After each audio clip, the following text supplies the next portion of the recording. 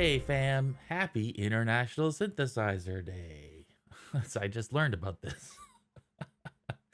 Apparently today is International Synthesizer Day, and so I was recently thinking about filters. I was looking at this AJH Synth had released a filter inspired by the Oberheim Matrix filter that has like 16 filter modes. And I was like, wow, that's like a Swiss Army knife. And I was reading up on this, and this filter, the sort of circuit that inspired this filter, the the Oberheim Matrix filter, and I learned that and it's something that it's obvious when you think about it, but I've never really thought about it. This is like Dan's continuing journey learning about DSP. But it's all done by um, mixing the output of different pole synthesizers filters. So you have one, two, three, four pole filter outputs, and then you sort of mix and match them, and that gives you like infinite variety of of uh, of filter responses. So that basically there's this article, and I'll post the article link in the um, video description, so you can look it up on your own. Almost to to 5 years ago to the day, almost to the day. And it's basically you have five uh, mix, uh, sort of mix inputs to your like mixer. You have a just the unfiltered audio, and then you have a one pole, two pole, three pole, four pole filter, and then each of the responses becomes varying magnitudes of each filter output, and that's just really to me that's just really cool to think about. And so I was like, let's recreate that in MetaSounds. Why not? So yeah, if you want to read more about this article, which is pretty neat. I'm not gonna be. I don't think I'm doing everything exactly the way that they do it. And we'll talk. We'll just sort of look at that. But yeah, let's take a look here. So I have a pretty quick little patch here. I've got some procedural saw saw bloops and bleeps, and then I've got a sort of drum backing track to sort of give some musical context for the like random rhythms.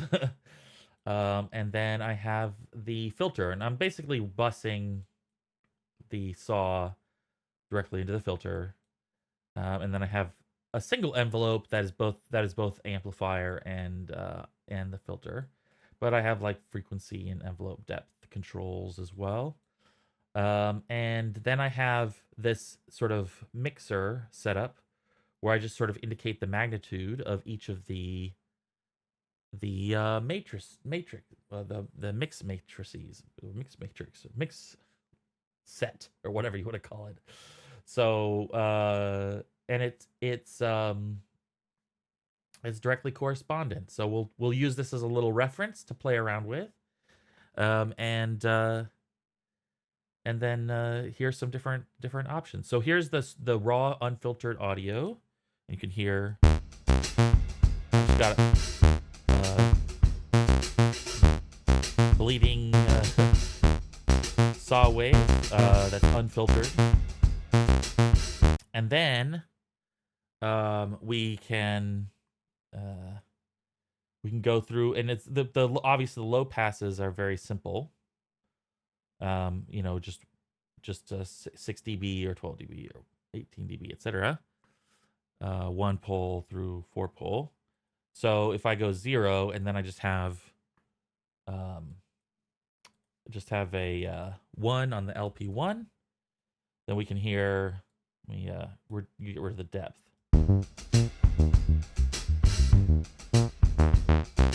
Get that super gentle slope, and then two a little bit steeper, and then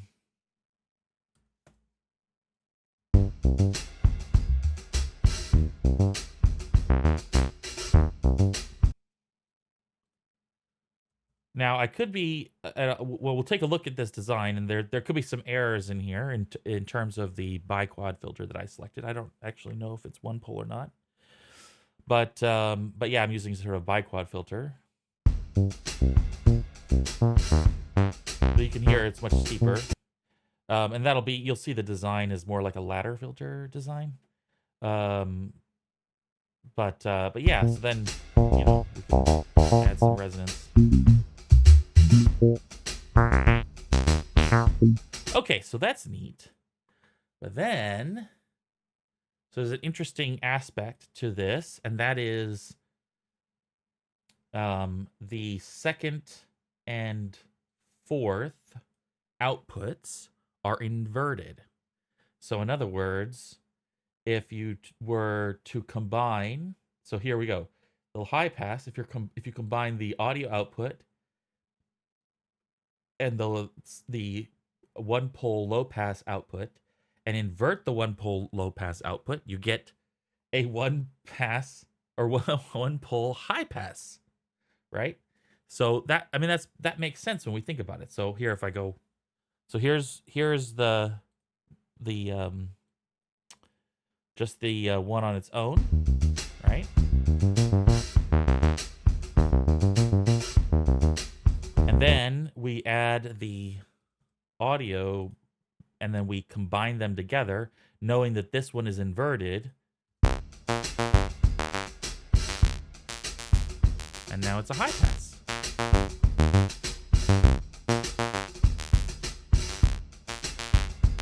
Pretty cool, huh? Okay, so let's get more interesting. So how about this 24 dB high pass? That's pretty interesting looking. So we have the audio, and then 4 times, and then 6 times, and then 4 times, and then 1 time. So let's try it. 4, 6, 4, 1. So this should be the 24 dB high pass. Look at that. And we can add some fat resonance.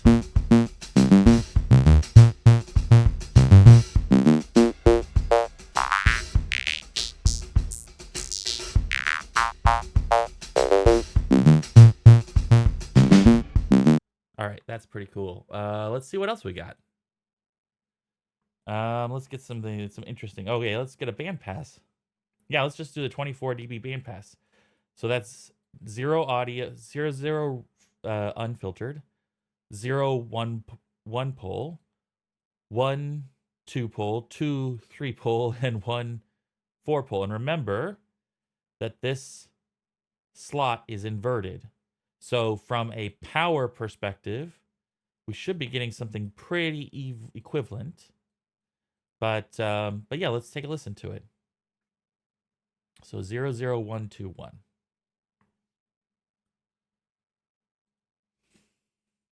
Zero. Oops. Sorry. 0. Oh, it keeps doing that. Okay, 1, 2, and then 1.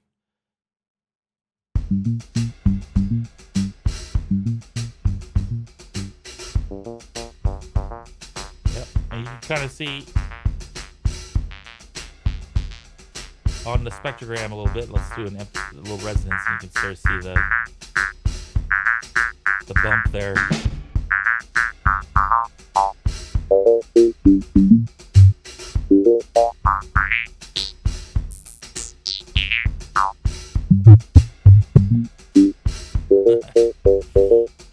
Very cool. so there's our bandpass. That's kind of fun. And then, obviously there's other some interesting combinations. And then they do an analysis of like what was actually included. So this is just talking about what's possible. And then the kind of like filter combinations that were included. This is an interesting one. 18 dB high pass and 6 dB low pass. 0, 1, 3, 3, 1. So you get this sort of interesting like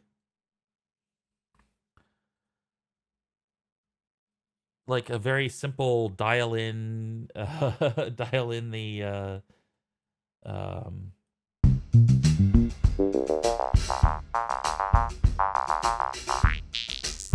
nice. That's pretty cool.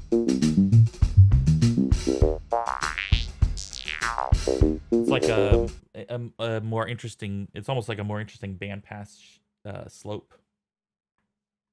But yeah, so let's take a look at the actual filter as I've built it here.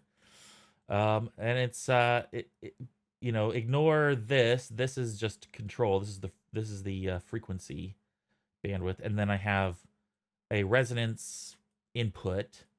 And the way that I did the resonance was I was like, okay, I want to normalize resonance input, but I wanted to support a range that was between this should probably be like 1.2. That might give me a little bit more feedback on the resonance.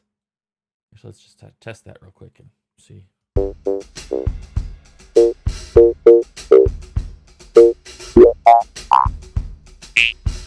You get pretty aggressive resonance there. Maybe a little too much. Or maybe it needs some kind of like, some sort of saturator effect to sort of make it a little bit more interesting. Anyway, I'm using the biquad low pass filter. I don't actually know if this is a one pole. I assume it is, but I'm not 100% sure. Yeah, I'm not 100% sure. But then I have the audio input, and you see the audio input is just the fresh audio input goes into my mixer. And there's my audio mixer, and it's just a mono mixer here. And then I have my 4 one pole filters, or my 4 low pass filters, and I have them in a series. So it's like a ladder filter, but then I have each of them their outputs going to the mixer. So you get the same signal with, filtered by 1 low pass or two low pass. 1 low pass, 2 low pass, 3 low pass, 4 as the song goes. And you can see that the first low pass filter is inverted and the third low pass filter is inverted. I'm just multiplying the signal by -1, and then they're all getting mixed together. And so, yeah, this is pretty cool. I think, this is a really simple design. And okay, so yeah, so then what's neat about this, because obviously there's a lot of filter options already, aside from the fact that you've got even more filter options, you can do cool stuff like this. So here I have a little mix crossfader where I've dialed in, 2 different filters. What do I got here? I've got the 24 dB low pass, and I think I've got the, what did I dial in? Now I've forgotten what I put in here. 24 dB band pass.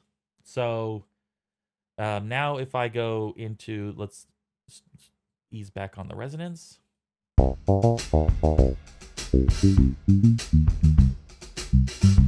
Now I'll give some envelope depth. And then I can crossfade between my low pass values and my band pass values.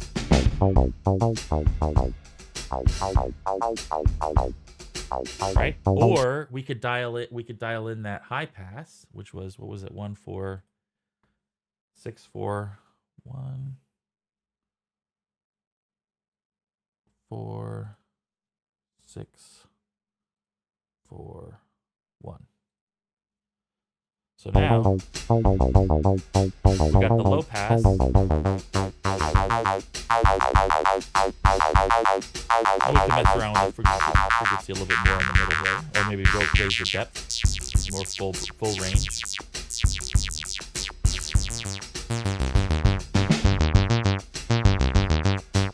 So you can imagine that there's just more. You have basically like a dynamic filter circuit, which is really cool. So yeah, I thought that was fun to share. Like I said, I'll put the article link in the video description. And yeah, filters make the International Synthesizer World Day go round. All right. Thanks for joining me.